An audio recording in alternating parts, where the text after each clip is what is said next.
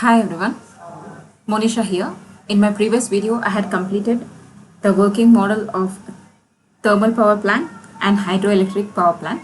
In this video, I'll be discussing about improvements in the technology for using conventional source of energy, that is uses of biomass and construction of a biogas plant, and again uses of wind energy and construction of windmill. So these are the topics we are going to discuss in this video. So let us start the session.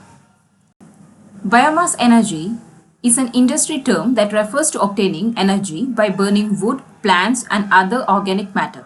Manure, for example, is organic material. Energy in most cases refers to electricity. Biomass is organic material that comes from plants and animals.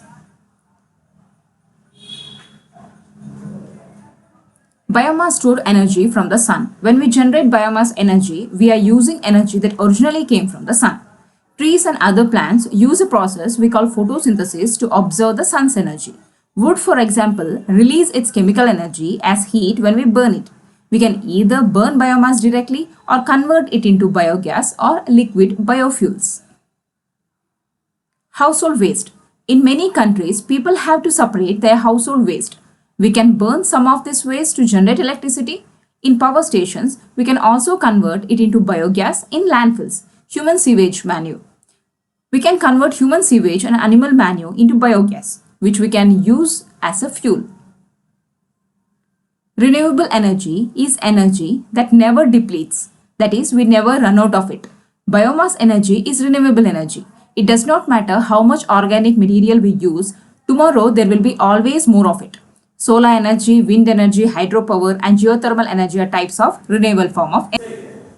Fixed dome type biogas plant. The arrangement for producing biogas from animal dung, human excreta, industrial and domestic waste is known as biogas plant. Construction. It consists of a well-shaped, like underground tank made of bricks and cement. It is called digester tank and it has inlet and outlet valves. The roof of the tank is dome-shaped. A gas outlet pipe of the dome is fitted at the top. There is a mixing tank above the ground level which is connected to the inlet walls of the digester through a sloping inlet chamber below the ground level. On the other side, there is an outlet chamber. This outlet chamber is connected to the overflow tank which collects the used slurry. Working. Animal dung is mixed with water to make slurry in a mixing tank. This slurry enters in the digester tank through inlet valve. The slurry in the digester tank is left for about 2 months for fermentation. Anaerobic microorganisms are responsible for fermentation, which produce biogas and it is collected in the dome. It exerts a large pressure on the slurry and forces it to go on the overflow chamber. The biogas is taken out from the dome through a pipe and used for cooking food and heating water, etc. The residue to the plant is used as a manure because it is rich in nitrogen and phosphorus. Wind power plant. In this session, we are going to learn about wind energy, studying the working principle of wind power plant and learn the application of wind power plant. What is wind energy?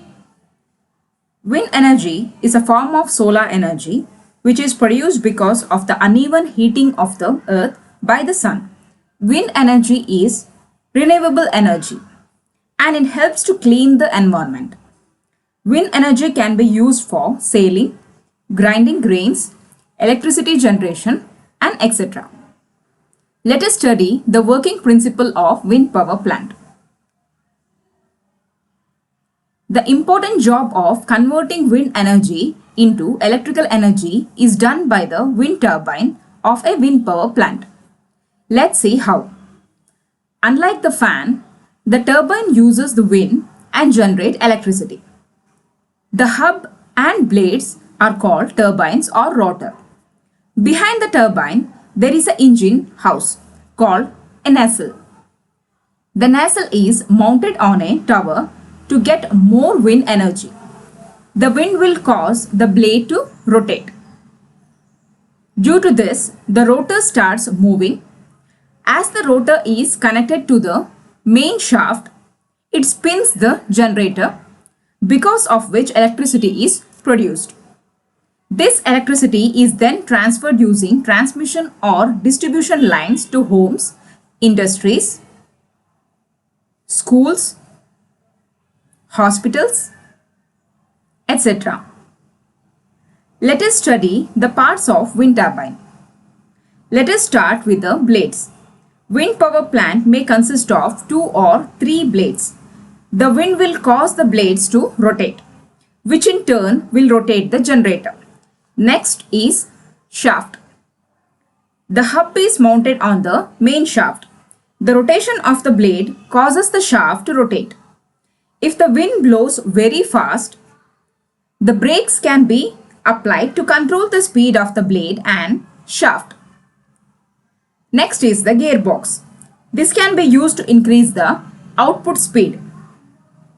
Next is a generator.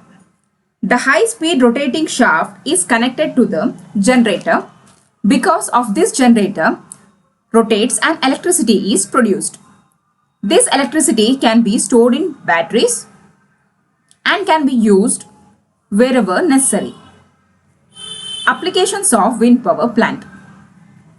To generate electricity, this electricity can be used for many purposes.